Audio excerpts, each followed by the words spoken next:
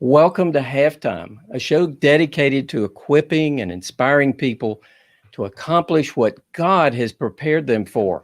So I am Doug Piper. I'm a Halftime alumni, and if this hasn't proved it, these webinars are part of my Halftime journey. Thank you so much for joining us. Halftime is focused on creating more significance in your life. So if you're feeling a bit that way, or maybe you know someone who's in that season, you can find out more by going to halftime.org. That is www.halftime.org. And I'll also include that information again at the end of our program. Today, we're highlighting strategies for serving your local nonprofits in crisis. And we will bring everybody up on screen here. And today, we have Lloyd Reeb and Halftime alumni David Weekley. At 23, David started his own home building company in Houston, Texas, and has grown it to become the largest privately held home builder in the entire United States. The company has sold more than 90,000 homes and expanded to 20 cities across the nation and named Fortune's 100 best companies not once, but 13 times. We also have Lloyd Reeb, a successful real estate developer, author of 3 books, and the founding partner of Halftime Institute. Welcome, everyone. I hope everyone is well. Thank you. Happy to be here and visit with the Halftime folks. Thank you, Doug. As always, thanks for your partnership and your friendship. David, thank you for joining us. I think our first Halftime event together was 20 some years ago in Houston, your hometown, at Memorial Drive Presbyterian Church. I don't know if you remember that, but you shared your story. It was right at the start of your second half, just a few years into your second half adventure here that we're going to get to hear about today. So thanks for joining us, David. Very happy to be here. Well, it's fantastic. We're all here and been gotten this together. And I would encourage everyone else that has joined us. We've got a great crowd here. We want you to continue the conversation. First of all, by asking questions. So down in the bottom center of the screen, there is an Ask a Question link. Please click on that. We'd also ask you to respond to our poll, because we're going to use this poll to kind of guide our conversation through the rest of the program. Now, also consider joining in the chat. We would love to hear where you're from. If you've got some thoughts you want to share with the rest of the group, please note that in the chat. Don't put questions there, though, because we probably will overlook them there. Put the questions in the Ask a Question link. Lloyd, could we begin with your thoughts on advancing our mission during a world crisis? Well, I've watched David, Doug, over the last 22 years that we've known each other, and he has spent so much time helping ministries, not only around the world and around the country, but in his own backyard. And naturally, at a time like this, when there's a crisis, our hearts want to respond. And if you're a Halftime alumni, you're pretty clear on your calling. You've created margin already in your life in order to be able to give back. Your heart's leaning out rather than in, and you want to make a difference. But if you're like me, you get tired of just being asked to write a check when you have so much more to offer in terms of experience, expertise, influence, etc. And, the idea of just writing a check to fund someone's rent or to provide meals, it's obviously a privilege, but there's something deep in your heart that senses it's not leveraged. So David Weekley has taken his marketplace skills and applied them over years and more than 25,000 hours of conversations with nonprofits to try to sort out how you can help them and how you can find the best avenues for leverage in your giving, so that a unit of effort and a unit of giving produces multiples in terms of kingdom impact. So in this 30 minutes, Doug and I and David hope to explore some of David's best practices and learning. And David, I remember when we first did that first event together in Houston, I was, I think, 37 at the time. And so young on this journey. And you were maybe 4 or 5 years into your second half journey, and it was triggered by a crisis kind of similar to this one. So do our halftime alumni a favor of taking us briefly into that journey, what triggered this for you, and how you've persisted over 20 years of really sticking with your commitment. Well, thank you, Lloyd. My memory goes back to those early days, and I was fortunate when I started the company. I was in Houston, Texas, and the market was great. And within 7 or 8 years, the company was doing well. I was building myself a big house, driving a BMW, and I thought I was God's gift to the home building business. And sure enough, then a huge crash came in Houston in '85. Oil prices cratered previously, and our market lost 80% of revenue immediately. So lost my house. We went to some other cities and survived. But I remembered back at that time that one of my greatest regrets was the reality that I had literally millions of dollars flow through my hands and no good had come out of them. And so I made the decision and kind of made a promise to God, give me one more boom and I won't screw the next one up. And so sure enough, he helped me through that. And it came into the early 90s and the company was back on its feet and doing well. And so at that point in time, I was in my early 40s. I've been, around the business for 20 years. And I said, okay, if I'm going to fulfill my promise to God, then I'm going to start and give half my time and half my income away to charitable interest and basically help the kingdom in whatever ways I could. And I've been doing that ever since. Obviously, as you say, 25,000 hours, that's a lot of experience, but probably more importantly, it's a lot of mistakes along the way. And so I've learned something along the journey. Yeah. And our mutual friend, Bob Buford, used to call that dumb tax. You've paid the dumb tax for us. In other words, the tax that you pay when you try stuff that you haven't really experienced and you learn from it. And that's what we hope to do tonight, is to share some of your best learnings. So even before we get into this poll, which will be helpful, tell us a little bit about some of the big lessons, David, that you've learned. And, I know that nonprofits don't always like the way you scrutinize them. I've kind of talked to some of them, but nonetheless, they grow through it, don't they? And so take us into some of the things you've learned along the way. Well, I thought about 3 or 4 kind of key components. And the first one is that it's God's money. It's not my money. And so indeed, if for some reason God gave me these resources and I'm in a way his investment advisor and his hands and his feet here on earth to invest those resources, I feel like I have to use all my God-given talents and gifts and business acumen, et cetera, to ensure that those monies are invested wisely to get the most impact for his kingdom.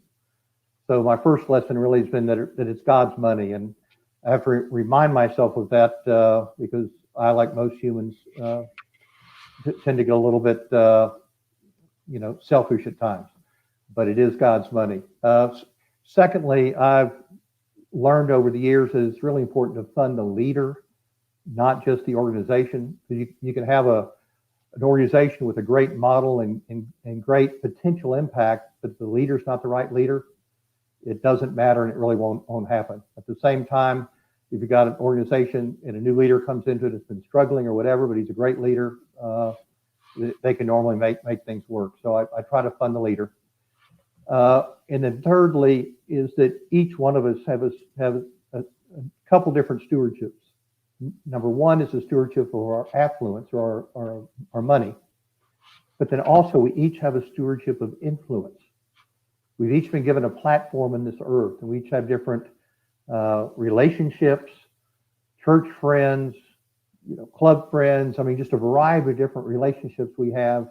And oftentimes we think about things in terms of our money, and we don't think about things in terms of relationships we have and ways that we can impact a ministry in a much broader sense than in addition to just simply writing a check.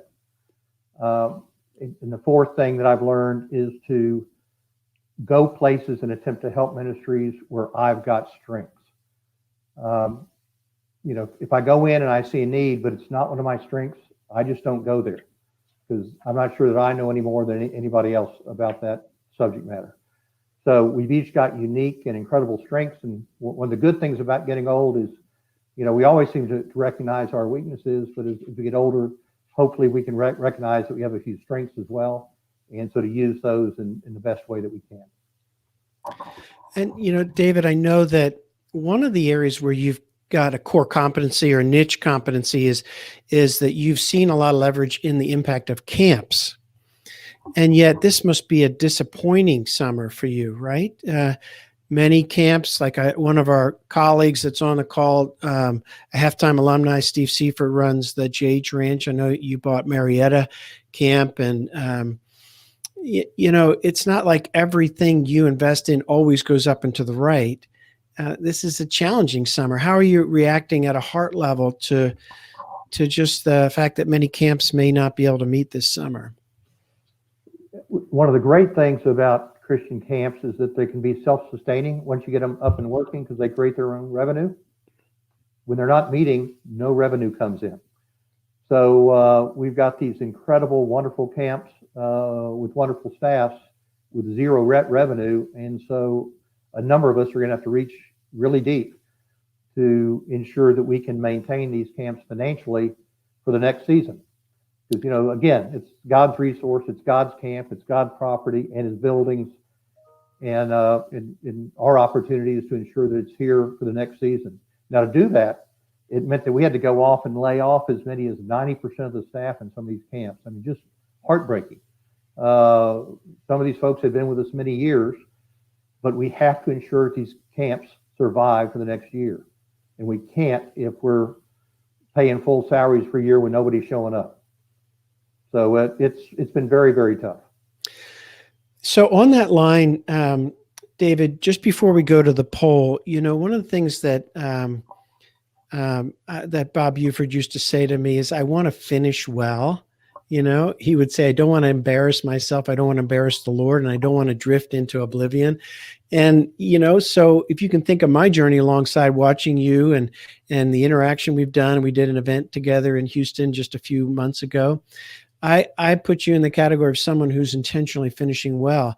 What have you learned along the way? Because, this is one setback you've had with camps, but, following God's promptings and giving generously, it takes courage and persistence, right?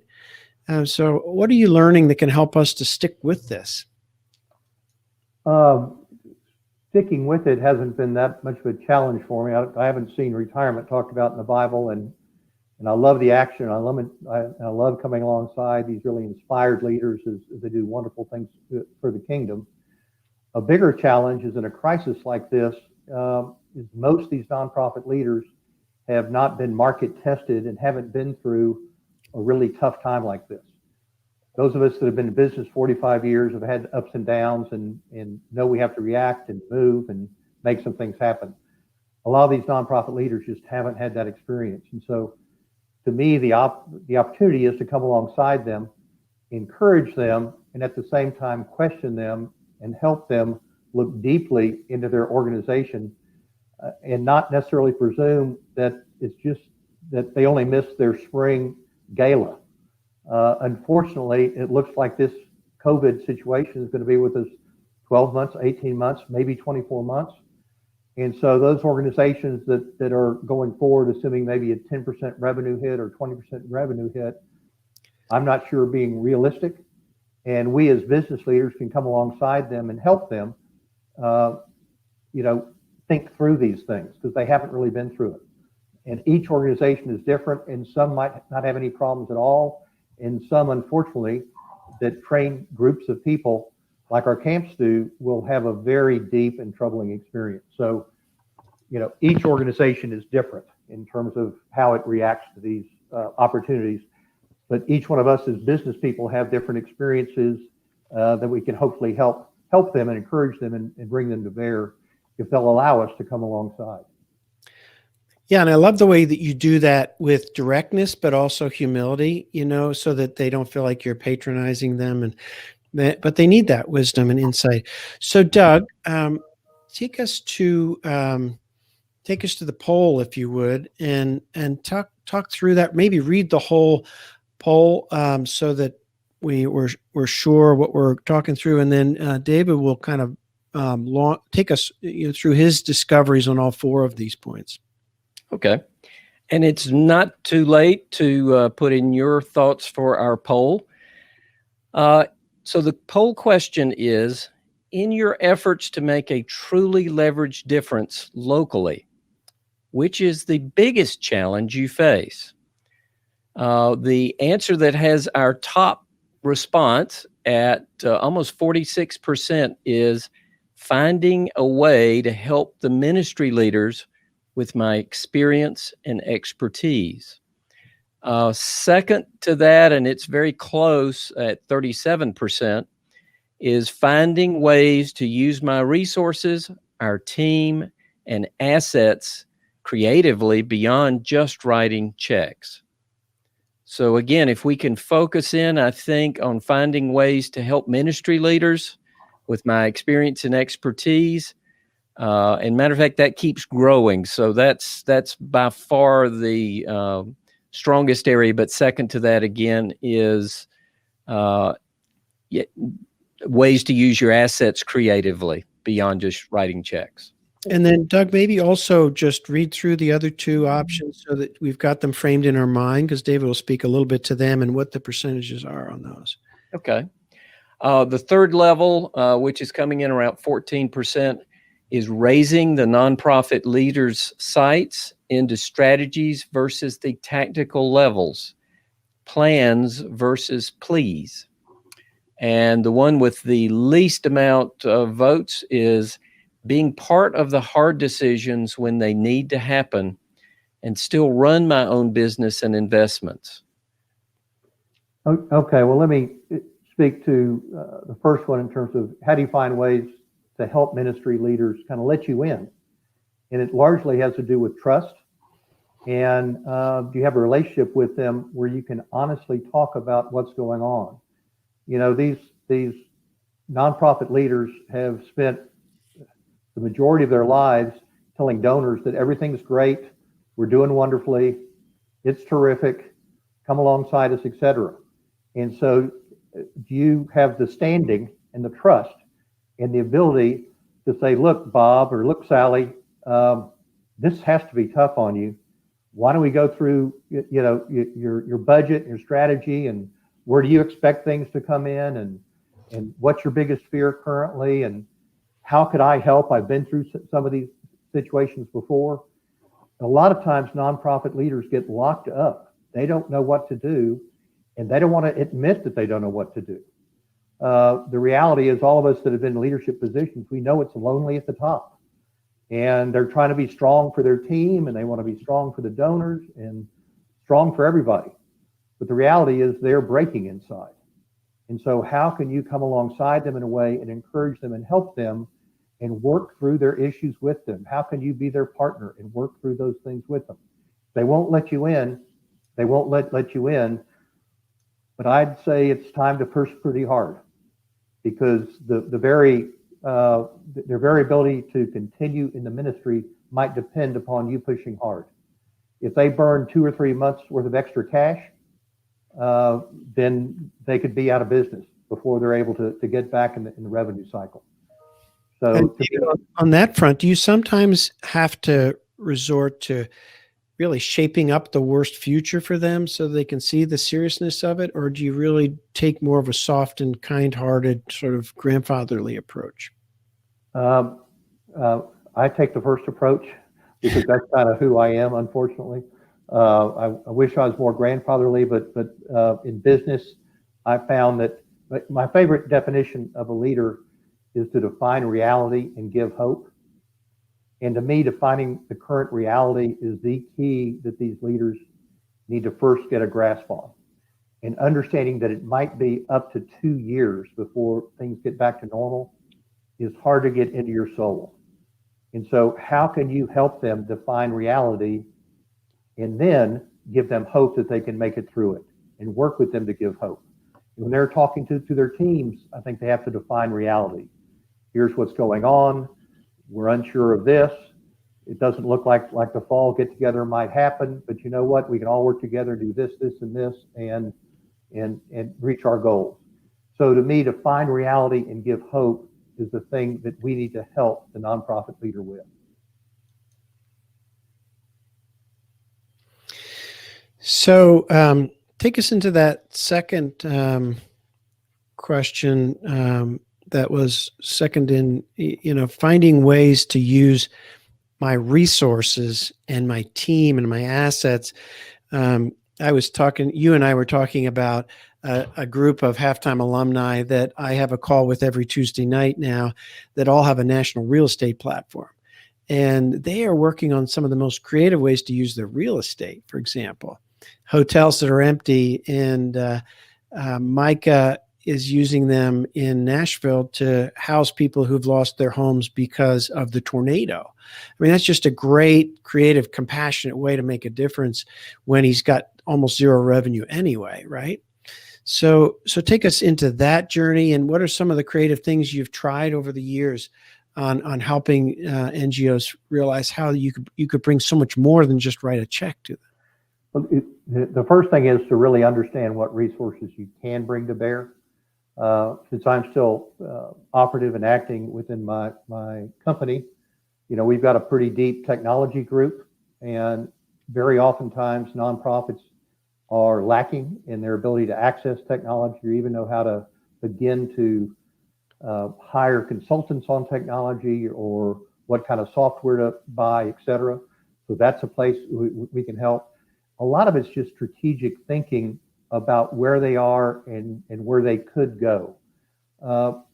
Sometimes when they're in the operations every day, blocking and tackling, doing what's needed, they have a hard time raising up to 30,000 feet and getting a total overview. And we can come in without all the noise of their day-to-day operations, try to understand the major levers within their organization and help them think about where they need to go moving forward. And this is a very special time. And it's a time not to be tentative if we want to ensure that these nonprofits continue and continue to do their ministry. And so I think it's a time to come in and really help them look to the future. And if they've got a 20% revenue model, I say, let's look at 40% or 60% reduction. And what would that look like? And they say, well, I can't let anybody go. I've got the best team I've ever had. And I say, I've never been with a leader that doesn't have the best team they've ever had. I understand that, but your job is to ensure that this organization makes it to the other side. And so how do you do that? I've helped some of these nonprofits go for their PPP loans. I'm involved in banks, and I've helped them in that way. So what resources do each one of us have that we can bring to bear to help these nonprofits make it through this difficult time, make it to the other side, and really reimagine their business in a more digital age? And, I think about a letter that Peter Drucker wrote to Bob just after his 90th birthday, thanking Bob for really creating a celebration around his birthday. And he said that he felt like the last 13 or 14 years of his life had been the most productive. And, he focused on the social sector in that time. One of the resources he brought was great questions. He has these 5 Drucker questions, that are: who is your customer? What does your customer consider value? What business are you in, et cetera? How will you measure results? And then finally packaged it up into Drucker's, self-assessment tool for the nonprofits. So sometimes it's questions, and sometimes it's people that in your network that are experts at what they do. And as you know, David, a lot of what I spend time doing is connecting one halftime alumni with another. And so if you, as a halftime alumni, are serving a ministry and you need some expertise that you simply don't have, chances are we can connect you with somebody who is either across town or across the country that has that expertise. And we can help you get the resources that your nonprofit just might not be able to find or not be able to afford. Now, David, I love your expression here about plans, not please. You know, that probably comes out of some experience where you've had people, you know, pleading with you and not prepared to share with you what's your plan and where are you going with this. And unfortunately, there have been a lot of those during this COVID crisis where I've gotten emails, calls, proposals from what are wonderful organizations, and they say our revenue is going to be down, won't you help us? And my first answer, again, attempting to be a good steward, is tell me what your plans are and what your budgets are and what are you doing to ensure you get through this. If you're telling me that you want to keep everything just the way it is, and we've got a potentially as much as a 2-year process, that's not something I can necessarily get behind. Even though I love you and I love your organization, there are lots of organizations that are making deep cuts where you can give and have high leverage and help people in different ways. So to me, being a steward doesn't mean just giving funds to help organizations not have to face the current realities that any business is and most nonprofit organizations are facing. So I've got to see their plans, and they have to be willing to share those to me, and then we talk about those. So, David, you have prepared to be available to make an impact in this crisis because you blocked out 50% of your calendar, 20 hours a week, and your income, and you've been preparing in many ways so that you'd be available. When you think about, 250 alumni, peers of yours and mine, maybe just a few yards behind you on this journey, what's your encouragement to them that they should take from this crisis to help them make a long-term persisting contribution in serving nonprofits and advancing God's kingdom in their community? The first thing I would do is look at those nonprofits that you already have a relationship with, that trust you and know you, and I would reach out to them proactively and say, how are you doing? How can I help? How are you feeling? Have you had anybody walk beside you and go through your plan? Do you have something you're going to present to your board that you'd like to use me as a foil to kind of go through and ask some questions as a business person, et cetera? How can you walk alongside those people where you already have a trust relationship and help them through this with the knowledge and the reality that they're probably pretty lonely and they're probably looking for an encourager. The second thing I would say is don't be tentative. I think this is a once in a lifetime event. And here we are as half-timers. Our business career is largely complete. We have some time, we have some knowledge, we have some expertise. This COVID crisis is hopefully a once in a lifetime event, kind of for such a time as this. And if not you, who? If not now, when? Kind of thinking.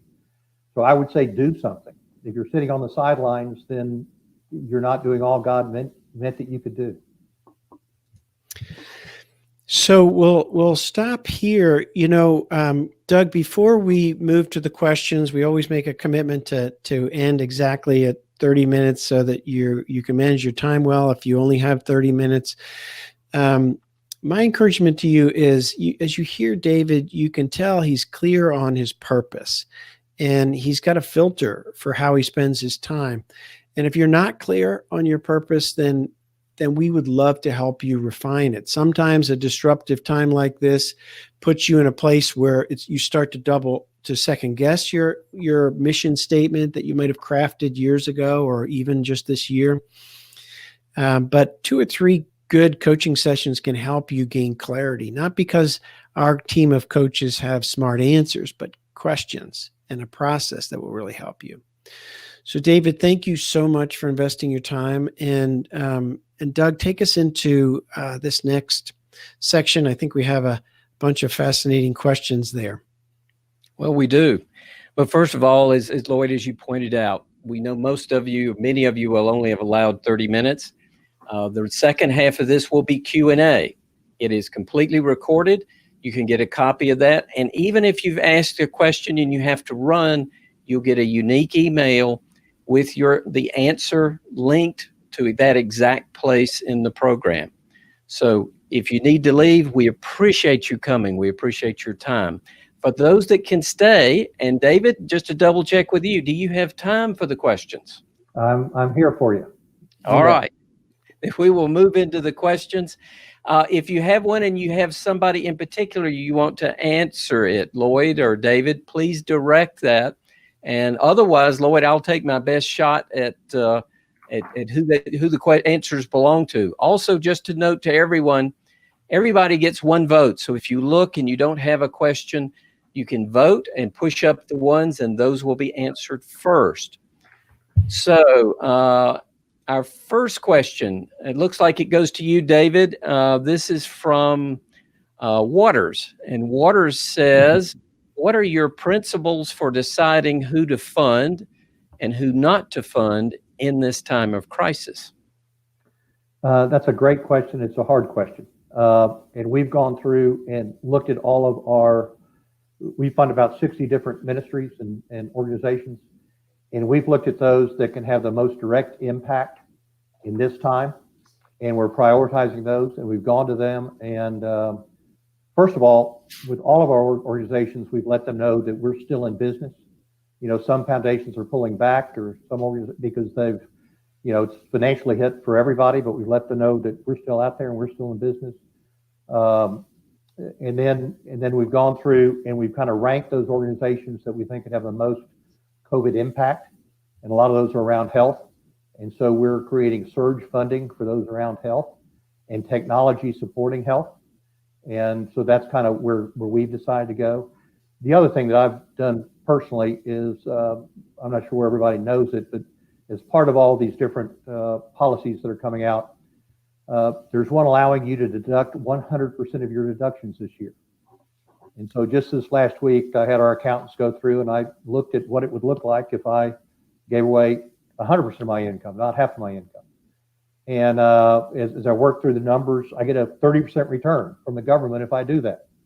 And that's better than the return I'm going to get in business or in most things I invest in.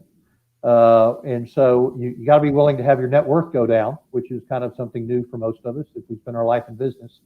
But I really do believe it's a unique time and place. And God gave us the resources and the time and the mental energy and the financial abilities and for such a time as this. Thank you. Karen. On that, Doug, just one more thing on that is, David, what I find helpful as well is that you've written out your plan. You have it written out. It's a group document, Google document that keeps getting updated throughout this. It's not stuck in cement. And the very first principle is we have no intention of diminishing our grant making. So you're getting your team and your mindset around this idea that we have an opportunity to really show up in a dark time and be a bright, shining light for the Lord.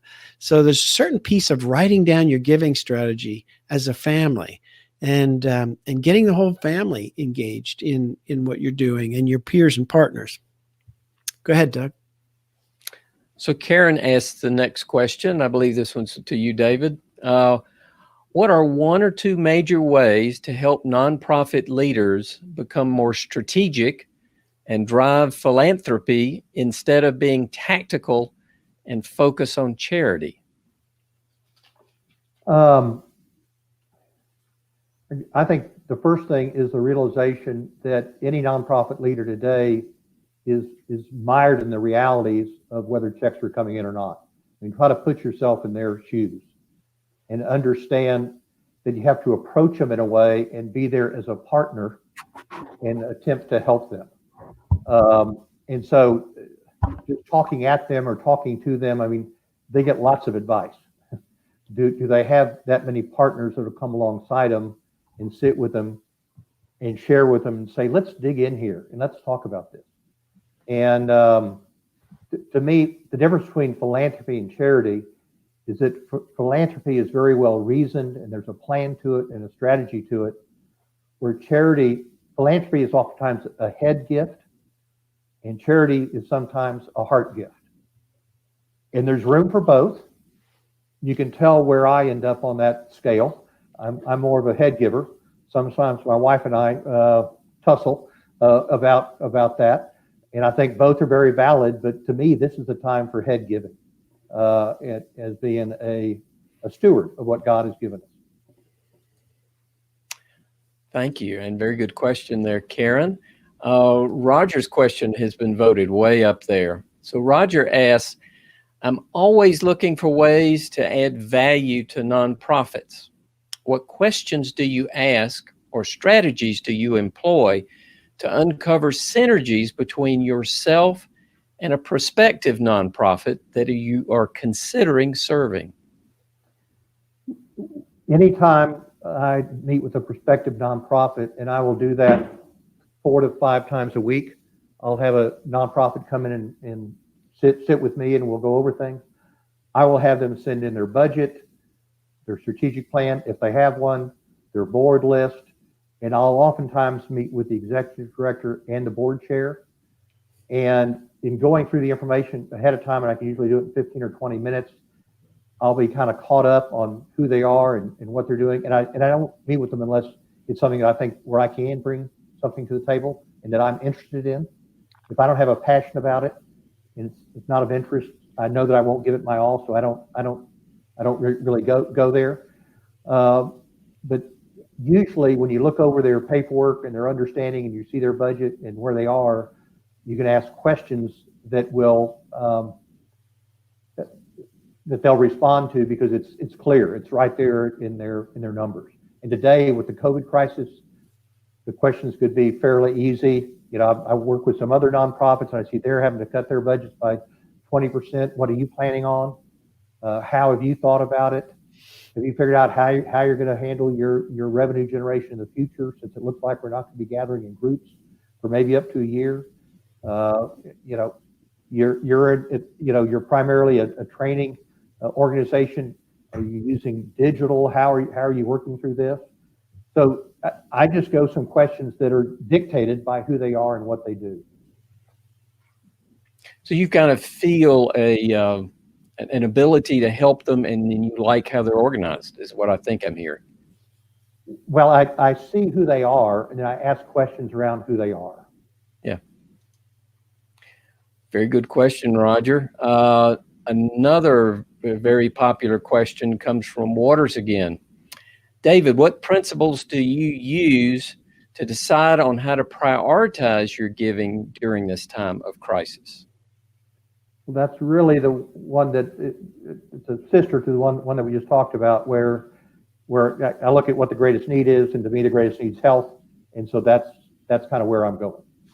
Yeah, and then another thing I think, David, that I noticed in reading through your latest plan is you rely on research from other experts, and you do it sort of unabashedly, right? Like in terms of this idea, what the Community Health Impact Coalition has come up with in the Last Mile Health. You know, it seems like you are really leveraging expensive research that other people have done to figure out where can we put our unique contribution to actually move the needle here. That's a great point. Oftentimes these nonprofits are so laser focused on their own realities and their own situations that they really don't take an environmental audit out there and understand the other resources that are available, or understand who they could collaborate with, or understand that there's another organization that's doing close to the same thing, but it's a little bit different, but maybe they could use their software. As you spoke about, Lloyd, I've probably been on 20 Zoom calls this week with people all over the world. And I would say 80% of them, we were able to hook them up with somebody else that could help them in a different way. Yeah. It's kind of stuff that you grew up on in YPO and in the Home Builder Association, and having, you know, colleagues around the country like Pat Hamill that you know and you share notes with, and you know, sometimes the ministries get siloed or just simply overwhelmed with the work they're doing. And these are the people that sleep on the floor for the cause. And it's a privilege to partner with them, but they didn't get the privilege of being in YPO for 20 years or so. And they aren't used to sharing, because sometimes they feel like they have to be positive and wonderful, and they can't share the reality that they're living through, especially with a donor. So how do you break through that, especially in this time? Before we move to the next question, Larry says, thanks so much for your insights, gentlemen. I'm a beginning student of intentional giving, and this is an important interview for me. Good. Our next question. On that, Doug, one of the things we've created at the Halftime Institute is a process to start to build a family giving strategy.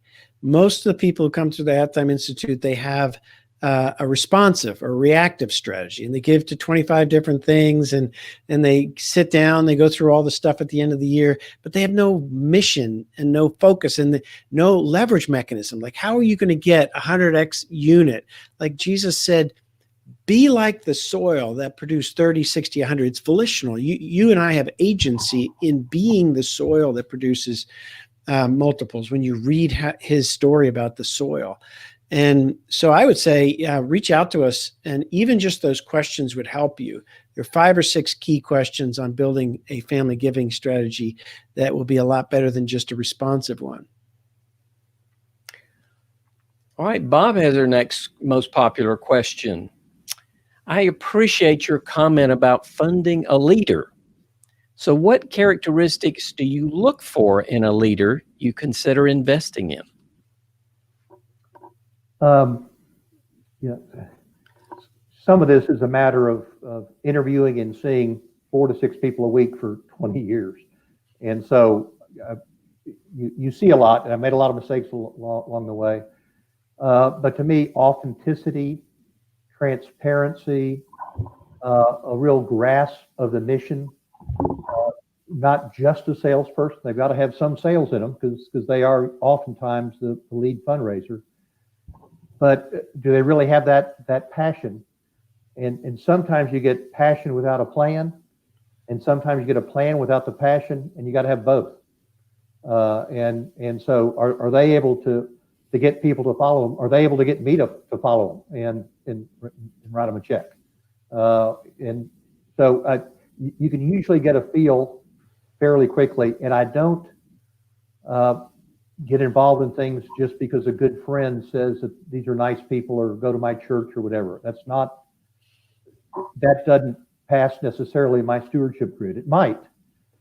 But again, to me, since it's God's money and he's given this to me as a steward, it's not about who my friends are. It's about where I can get the greatest leverage for the kingdom. Yes. So David, this is an obstacle right here. How to do a smiling no. So let's say I asked you for money, which I never did have and don't intend to, but let's say I did, and you were going to tell me no. How would you do like what I call smiling no? Where you don't discourage me. Usually I would not get together with you unless it was an area that I was interested in. So normally I wouldn't even give you a chance to ask unless it was an area that I was interested in. So if I'm interested in the area and feel like I can add something, then I will always meet with you. I don't make gifts just based upon plea letters or phone calls. I say, bring me up to speed.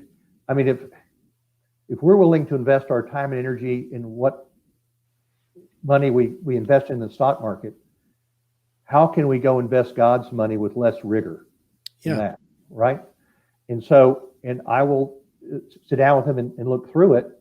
And it might be that, Lloyd, your organization is super, but I really don't invest in startups.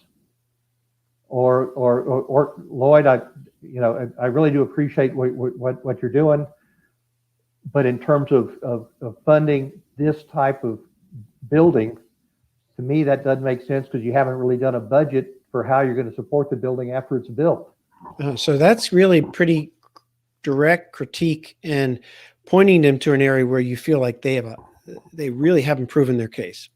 Yeah, no, I don't mince words and just say, really appreciate it, but I don't have the funds now. I'm very straightforward and honest with them about what I see, and I could well be wrong. This isn't. I don't pretend like I'm right all the time, but I do think that I owe them if they invest in coming to see me and we talk through and they invest an hour or 2 hours with me, I feel like I owe them an honest answer back. And then do you sometimes point them to an outside help that might help them fix the deficiency? That if you like the area, you like the basic kind of strategy, but they have a deficiency, do you sometimes help them remedy that? Yes, oftentimes. In fact, I've got a fundraising firm that's also a strategic firm that I've had on contract for the last 10 years.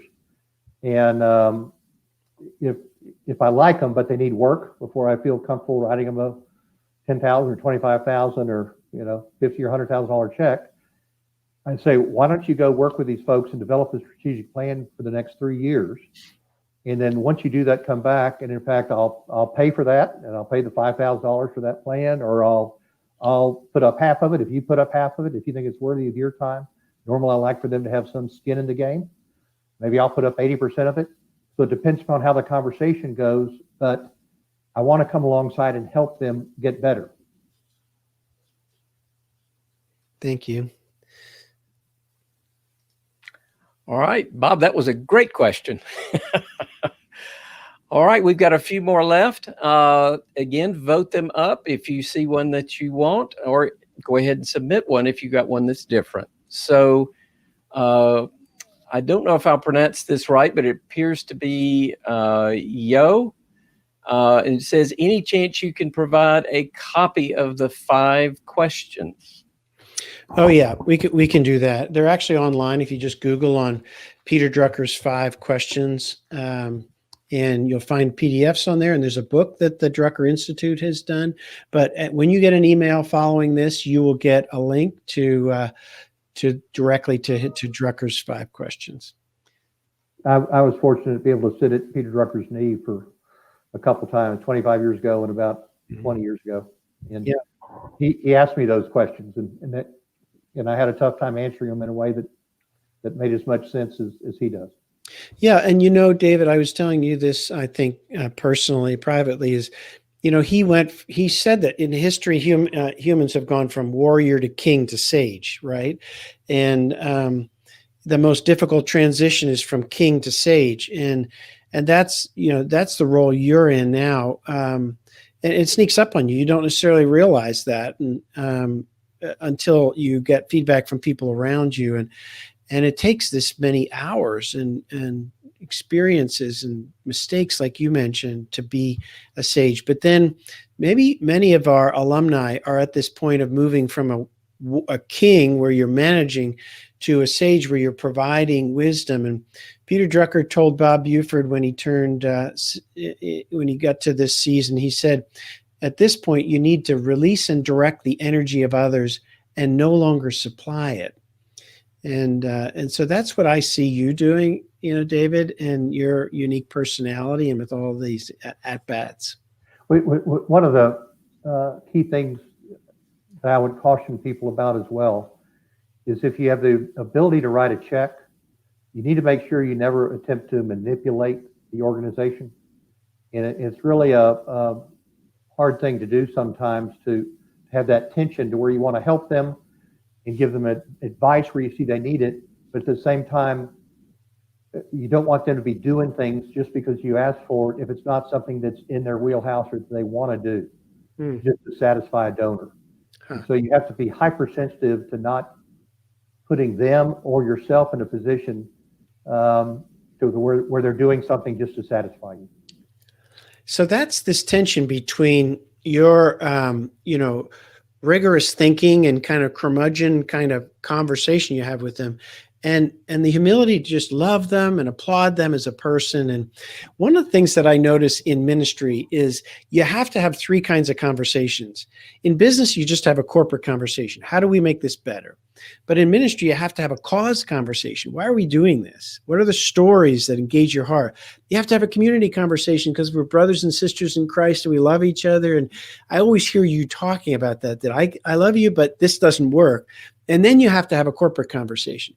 And I find sometimes you have to take your hat, like a hat, imaginary hat, and say, can I take our community hat or a friendship hat off and have a corporate conversation once about stuff that I see that could work better? Well, and so oftentimes, if people get involved in Christian ministries, they think about it kind of like church, and okay, I'm not going to use my business acumen in this environment. Hmm.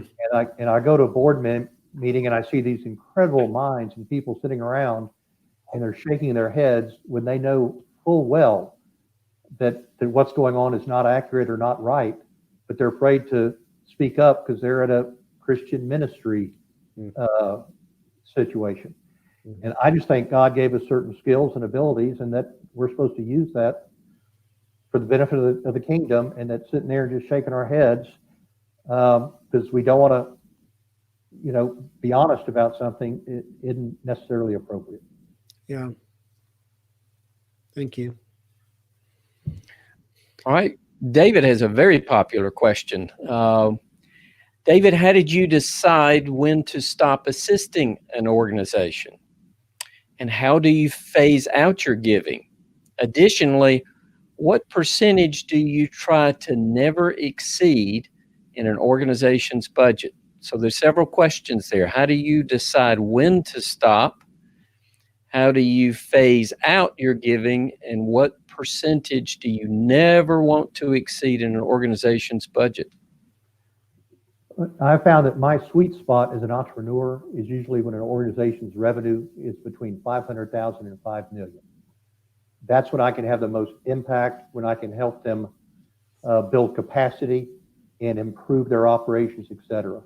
Once they get to be a $5, $8, $10 million organization, they're normally what I call pro'd up. I mean, they're pretty professional. They know what they're doing. I could course correct them maybe 3 or 5 degrees, but it's not near the impact you can have with somebody that's $1 million or $2 million bucks, and you can give them a huge boost if you come alongside them. And these organizations that I've funded, that I phase out of, they know I love them. Sometimes I haven't been funding them for years, and I say, congratulations, you graduated. You're at a place now where you don't need me as much as someone else does. This has nothing to do with me, not appreciating your organization. Matter of fact, I'll have an event for you at my home. I'll do this. I'll write a letter for you. I still want to be supportive, but maybe I go down from a $50,000 gift to a $10,000 gift, and it becomes a maintenance gift. I'm normally not one for ongoing maintenance operational gifts. I come in for a period and then I come out, because I try to build capacity and then come out. The other question was what percentage? I normally try not to get over 10% of an operating budget or 15 to 20% of a capital campaign. All right, thank you. Very good question. And we will probably end right at the top of the hour. We've got 9 more questions. Probably won't get to all of them. So I would encourage you again to use your 1 vote if you haven't used it so far. Our next one comes from Jay. Jay asks, in the days ahead, do you see advantages for nonprofits to look to mergers and strategic partnerships?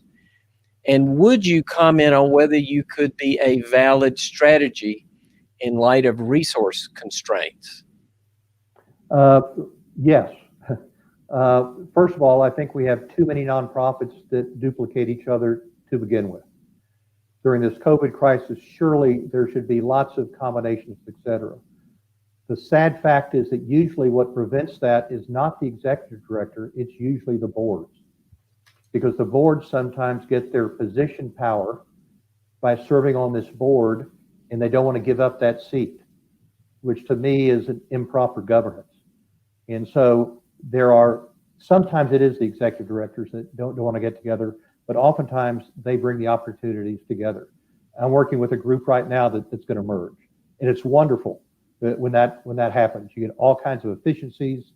And so, yes, to me, this is a great time for organizations to look at what they do, look at what other people in the same area do, and see if there are complementary skills. And maybe one organization comes underneath another, and maybe the executive director becomes the program director for a particular new avenue within a larger organization. I think there's all kinds of opportunity for that. All right, that was a very good one, Jay. We appreciate that.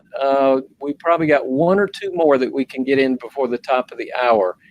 Karen asks, David, if I were to start a nonprofit today, no, excuse me, let me rephrase it.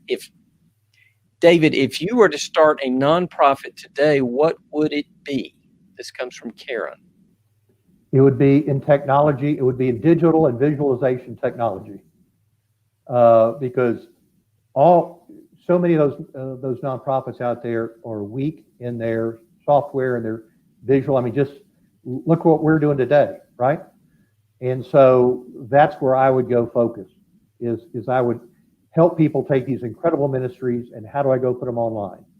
I was speaking with the president of Alpha yesterday, and they're working on that, and everybody's working on this, right? It's how ministries could have to be done for the next year or two, and potentially a percentage of the ministry going forward will clearly be digital. So that's where I would start out. That's a very timely question there, Karen. So our next question also comes from Karen. What are top few leadership traits of the future? So what are the top leadership traits of the future that you would rank?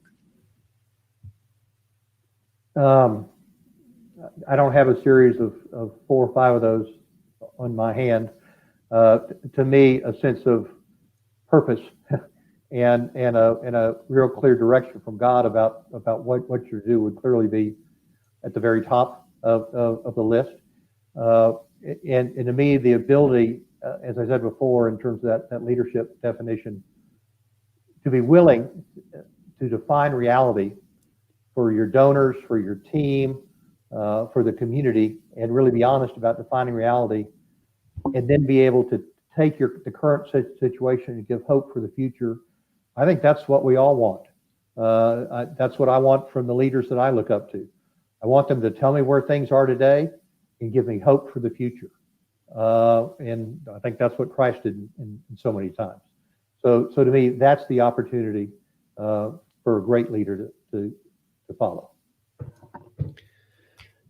Well, gentlemen, it is the top of the hour. We have several more questions, but we probably should, out of respect for everybody's time, wrap up with Karen's question there. And David, what a beautiful answer that you had. As we're wrapping up our program, Lloyd or David, are there some closing thoughts that you'd like to leave the audience with? David? Yeah, mine would be, clearly we're in a crisis, and we never want to waste a crisis, so to speak. It's a unique opportunity for organizations, and really each one of us individually, to take stock of who we are, what we're doing, why we're doing it, and to really redirect ourselves if we need to, or to top ourselves off, or to refocus.